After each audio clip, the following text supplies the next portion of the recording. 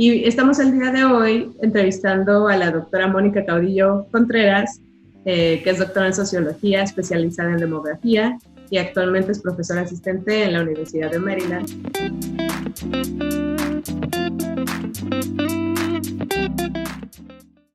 Gracias, muchas gracias por la invitación y por esta excelente iniciativa. Como ya mencionaste, mi doctorado fue en Sociología por la Universidad de Nueva York. ¿Quién soy? Diría que me definiría como una persona curiosa, que siempre ha sido curiosa y siempre ha tenido una inclinación por la investigación y la ciencia, ¿no? Desde que era estudiante de preparatoria, sabía que quería hacer investigación de algún tipo, pero no sabía exactamente qué. Y dentro de la definición de quién soy, yo creo que el CIDE tiene un lugar muy importante porque a mí al menos me ayudó a canalizar esa convicción. Cuando yo llegué al CIDE, dije, esto es lo que yo necesito, esto me está dando las herramientas que yo necesito para aprender a pensar de manera científica, para aprender a obtener evidencia, para aprender a valorar esa evidencia y a hacer recomendaciones y decisiones basadas en esa evidencia. ¿Podrías decir 3 palabras con las que tú asocias al CIDE o a lo que el CIDE ha aportado a ti o a México? Sí, bueno, 3 palabras serían excelencia, evidencia y rigor científico. Creo que son 3 cosas que experimenté como estudiante del CIDE. Me gustaría que nos contaras a todos cuál fue la historia que te relaciona con el CIDE. Claro que sí, pues yo soy originaria de Torreón, Coahuila. Asistí a una preparatoria que se llama LUSAC, que es una preparatoria federal por cooperación, que es un modelo muy interesante. Existen varias en el país, pero no hay muchas. Como mencionaba antes, tenía bastante curiosidad por el uso de los datos para resolver problemas sociales. CIDE nos visitó en mi prepa para reclutar gente. Yo no había jamás escuchado del CIDE, no sabía que existía esta oportunidad de tener una educación de excelencia a bajo o ningún costo, ¿no? Porque el CIDE tiene muchísimos programas de becas que al menos para mí fueron me cambiaron la vida literalmente, ¿no? Porque, me dijeron lo que era el CIDE, yo me entusiasmé mucho, nos llevaron ahí mismo el examen de admisión, lo tomé, pasé a la siguiente ronda, me fue muy bien. Afortunadamente el CIDE me ofreció una beca completa, que en aquel entonces se llamaba la beca de excelencia y equidad, y era una beca completa, ¿no? Para que cubría manutención y colegiatura, y yo dije, ya me voy. Me emocioné muchísimo y era simplemente algo que jamás había imaginado que fuera posible porque no era una especie de oportunidad que estuviera disponible donde yo vivía. Entonces me fui y a partir de entonces se abrieron un montón de posibilidades para mí. O sea, por ejemplo, empecé a pensar en hacer un doctorado que jamás lo habría considerado, nunca, ¿no? No sabía que el interés que tenía por el quehacer científico se podía canalizar de esa manera, se podía usar para producir en efecto ciencia, ¿no? Y ciencia que ayudara a resolver los problemas sociales. Ahora pasamos a la siguiente etapa de la entrevista, ¿no? Que es donde nos gustaría que nos contaras sobre tus proyectos e investigaciones en los que has participado y cuáles son los que más te han apasionado y por qué.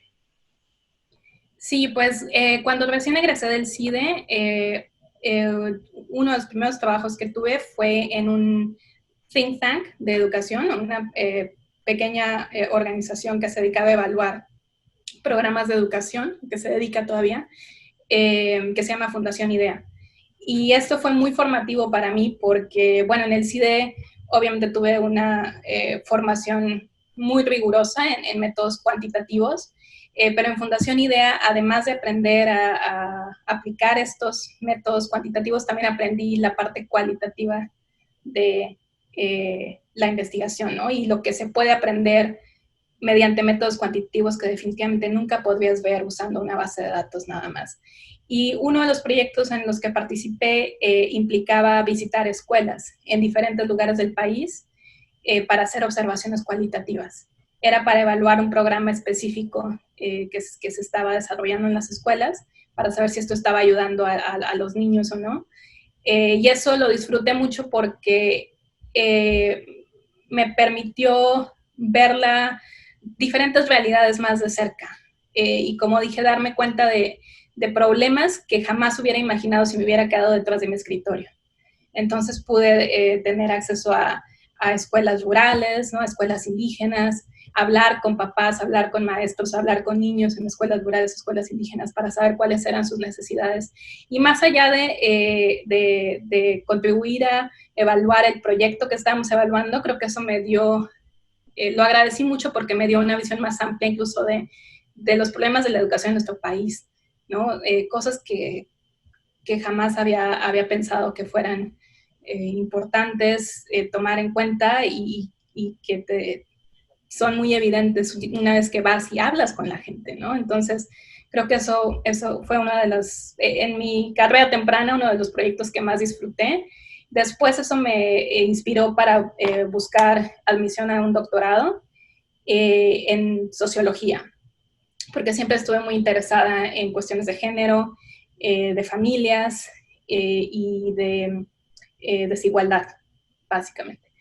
Y en mi doctorado y ahora como profesora asistente, gran parte de mi investigación es sobre los efectos de la violencia en México, la violencia causada por la guerra contra el narco, sobre las estructuras familiares y la estabilidad de esas mismas estructuras, ¿no? Y cómo esos cambios que la gente hace a sus estructuras familiares como respuesta a la violencia comunitaria pueden incidir en sus posibilidades de movilidad social para ellos y para las generaciones siguientes, ¿no? Para sus hijos también. Muy interesante. Bueno, yo he leído varios artículos de que incluso la violencia vivida cuando eres niño te afecta la estructura cerebral, sí, para siempre, ¿no? No sé si igual nos puedes dar como un ejemplo específico de resultados que hayas encontrado al respecto. Sí, claro que sí. En efecto, mi investigación apunta, y la investigación de muchas otras personas que han estado intentando evaluar cuál es el efecto de la violencia en las estructuras familiares y en muchísimos otros aspectos del desarrollo de los niños y de las familias, es que estos efectos tienden a ser a largo plazo y tienden a dejar cicatrices de largo plazo en las sociedades, ¿no? Y eventualmente los cambios que ves en las familias afectan no solo a la generación actual, sino también a las generaciones que vienen y se van heredando, ¿no? Entonces, por eso es tan importante hablar de estos temas y encontrar solución a la violencia ahora, porque el hecho de que la violencia disminuya el siguiente año no quiere decir que ya se fueron todos los efectos. Seguimos todavía cargando con los efectos de la violencia que se han causado por los años anteriores en los que han sido tan altos las tasas de homicidios. Y en cuanto a resultados específicos, te puedo decir que en lo que yo he encontrado en general es que la exposición a violencia comunitaria causa inestabilidad en las estructuras familiares y también causa que se formen estructuras familiares que son más propensas a ser inestables. Entonces, en las que ya existen, ves más divorcios, por ejemplo, ¿no? Ves más separaciones. Y también en las que no existen, ves formación de estructuras familiares que tienden a ser inestables, como por ejemplo embarazos adolescentes de mujeres que no tienen pareja, ¿no? Entonces eso está relacionado con que pasen a tener distintas parejas después y que haya muchos cambios de estructura que en el largo plazo sabemos que están asociados con resultados no deseados para tanto ellas como para sus hijos e hijas, tanto en cuestiones de educación, de salud, de ingresos potenciales. También pasa que pues con esta guerra del narcotráfico muchos niños se quedaron sin papás, ¿no? Entonces yo no sé si eso también lo has visto, lo has estudiado. Sí, gran parte de los mecanismos causales que estudio es precisamente eso, ¿no? ¿Qué pasa debido a que son los jóvenes hombres y desaventajados, ¿no? Es un grupo sociodemográfico muy específico el que carga con el mayor peso de la violencia directa, ¿no? Los que tienen las tasas de homicidio más altas y los que tienen más riesgo de ser victimizados. Entonces, ¿qué pasa? Tanto para quienes pierden un miembro de la familia que pertenece a este grupo sociodemográfico, como para las mujeres que eventualmente estaban buscando una pareja dentro de este grupo sociodemográfico, ¿no? ¿Qué pasa cuando de pronto esas parejas ya no son elegibles porque a lo mejor se vieron involucradas en alguna actividad que para ellas no es aceptable, ¿no? O están enfrentando el riesgo que para ellas no es aceptable. Entonces eso propicia que haya formación, como digo, de estructuras familiares en donde a lo mejor no hay la estabilidad que pudiera haber en otro escenario, ¿no? En donde no tuviéramos esta violencia.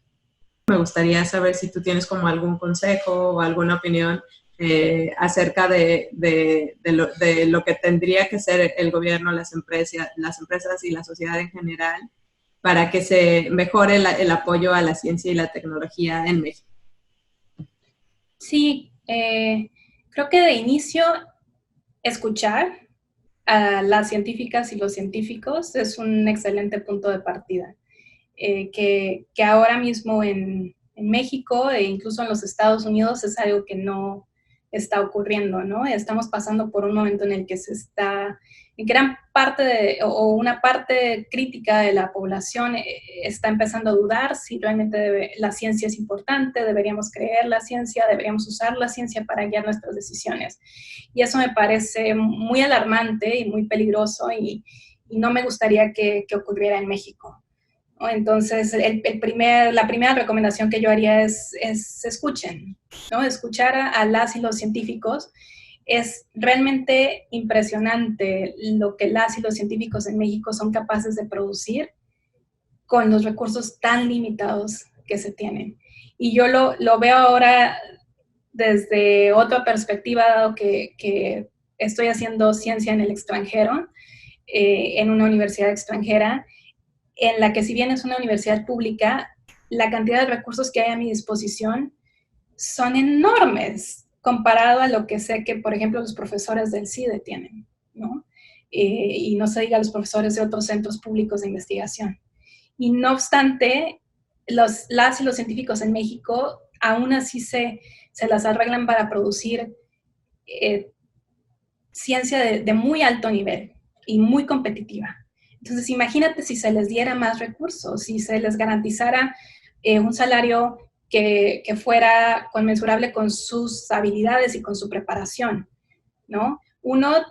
Podrían producir todavía más y usar su talento y su preparación para incrementar las soluciones a problemas sociales en México, y también se evitaría que mucho talento mexicano tuviera que quedarse en el extranjero por falta de oportunidades para regresar a México a hacer ciencia. Entonces, creo que eso sería una prioridad, escuchar lo que las y los científicos mexicanos en México piensan, qué hacen y qué necesitan para producir más, para ser apoyadas y apoyados, y también cómo traer y retener talento científico mexicano, que hay muchísimo y está en el extranjero por falta de oportunidades en el país. Totalmente contigo, porque yo siempre he tenido la intención de regresar a México para ejercer, porque los temas en los que yo he investigado tienen que ver con la pobreza y el desarrollo económico, ¿no? Entonces, sí, es muy complicado encontrar suficientes posiciones académicas en las que todos los que hemos estudiado, ya sea en el extranjero, incluso dentro de México, un posgrado, podamos colocarnos y poder continuar con nuestras agendas de investigación, aparte de, obviamente, enseñar, ¿no? Es complicado, por más que lo queramos, es difícil que nos coloquen, ¿no? Y pues sí, coincido totalmente contigo, así que muchas gracias por compartir tus opiniones con nosotros. Y pues yo no sé, nos quedan todavía 3 minutos, no sé si quieras como comentar algo más que consideres que no cubrimos durante este tiempo, algo que quieras agregar. Volviendo un poco al tema del CIDE, creo que para mí, como ya dije, el CIDE fue una catapulta y yo no podría estar aquí en donde estoy y haber hecho lo que hice y haber tenido las oportunidades que tuve si la gente del CIDE no hubiera decidido mandar un equipo a Torreón, Coahuila, a mi prepa, a reclutarnos, a decirnos que existía esta posibilidad, a ponernos un examen de admisión y sin que hubiera becas disponibles, ¿no? Para apoyar eso. Y yo creo que es un modelo maravilloso que debería, si es posible, llevarse a multiplicarse, expandirse, diversificarse. Y claro, digo, seguro que tiene cosas que se pueden mejorar como todo, pero creo que es algo muy valioso, es una cosa muy valiosa que México tiene, que no solo debería cuidarse y no debería perderse, sino que debería reproducirse. Y no sé si la forma de hacerlo es en otros centros públicos de investigación o generando instituciones nuevas o estructuras de becas para instituciones ya existentes, instituciones públicas, pero creo que es una pequeña joya que merece más atención por parte de las autoridades que están involucradas en temas de educación y de ciencia y tecnología y que está solamente esperando ser expandida y reproducida. Unidos, la educación es carísima, inmensamente cara, inaccesible, ¿no? Y yo sin esa educación pública de buena calidad a la que tuve acceso, no solo en el CIDE, sino desde mi primaria, ¿no?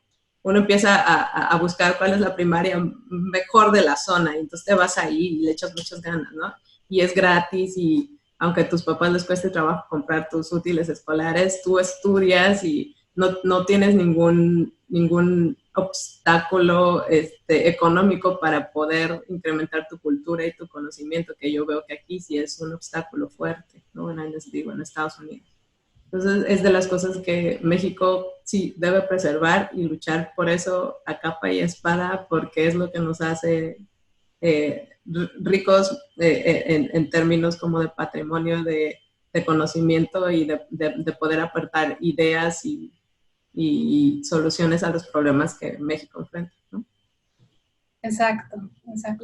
Me ha encantado conversar contigo. Obviamente, pues, si el tiempo me da, también quisiera leer tus artículos y ilustrarme más porque son temas muy apasionantes y pues muchas gracias por tu tiempo. Muchas gracias por la invitación y por esta excelente iniciativa.